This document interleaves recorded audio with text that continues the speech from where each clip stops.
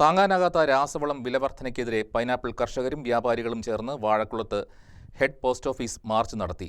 All Kerala pineapple merchants association, pineapple farmer producer company എന്നീ സംഘടനകളുടെ സംയുക്ത ആഭിമുഖ്യത്തിലാണ് മാർച്ച് നടന്നത്. ഏറ്റവും കൂടുതൽ ഉപയോഗത്തിലുള്ള വളങ്ങൾക്ക് ചാക്ക് ഒന്നിന് 1000 രൂപയോളമാണ് വില വർദ്ധിച്ചത്.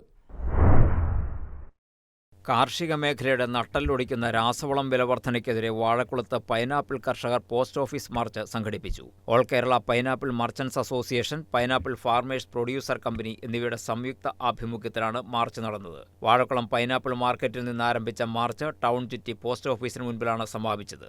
തുടർന്ന് നടന്ന യോഗത്തിൽ all Kerala pineapple merchants association president Jose Perumpillikunnel അധ്യക്ഷനായി. നാട്ടിലെ ജനങ്ങളും അനുഭവിക്കുന്ന വിവിധങ്ങളായ കഷ്ടതകൾ നമുക്കറിയാം. അതിനിടയ്ക്കാണ് വലിയ വിലവർദ്ധനവ് ഇപ്പോൾ തന്നെ രാസവളങ്ങൾക്കുണ്ട്. ഒരു 50 കിലോയുടെ ഫാക്ടം പോസ്റ്റ് സ്റ്റാക്കിന് 1300 രൂപ വിലയായിരുന്നു. 1300 രൂപ എന്ന് പറയുമ്പോൾ അത് കൂടുതലാണ്.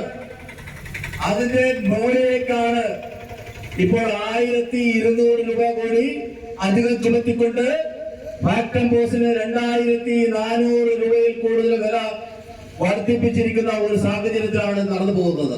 സമരം മഞ്ഞള്ളൂർ ഗ്രാമപഞ്ചായത്ത് പ്രസിഡന്റ് ടോമി തന്നിട്ടാമയ്ക്കൽ ഉദ്ഘാടനം ചെയ്തു. ഗ്രാമപഞ്ചായത്ത് വികസനകാര്യ standing committee chairman Santos Mathew, സംഘടനാ നേതാക്കളായ ജോസ് വർഗീസ്, ജിമ്മി തോമസ്, ഷൈജു മലയക്കുടി, ഷൈൻ ജോൺ തുടങ്ങിയവർ സംസാരിച്ചു. രാസവളങ്ങൾക്ക് സമീപ നാളുകളിൽ താങ്ങാനാവാത്ത വിലവർധനയാണ് ഉണ്ടായിരിക്കുന്നതെന്ന് കർഷകർ ചൂണ്ടിക്കാട്ടി. ഫാക്ടം ഫോഴ്സിന് ചാക്കൊന്നിന് 1475 നിന്ന് 3 മാസം കൊണ്ട് 2300 രൂപയിലേക്കാണ് വില ഉയർന്നത്. മറ്റ് രാസവളങ്ങൾക്കും സമാനമായ വിലവർധനയാണ് ഉണ്ടായിട്ടുള്ളത്. സംസ്ഥാന സർക്കാർ വഴിയും എംപിമാർ വഴിയും കേന്ദ്ര സർക്കാരിൽ സമ്മർദ്ദം ചെലുത്തി വളത്തിന്റെ വില കുറയ്ക്കാനാണ് സംഘടനകളുടെ നീക്കം.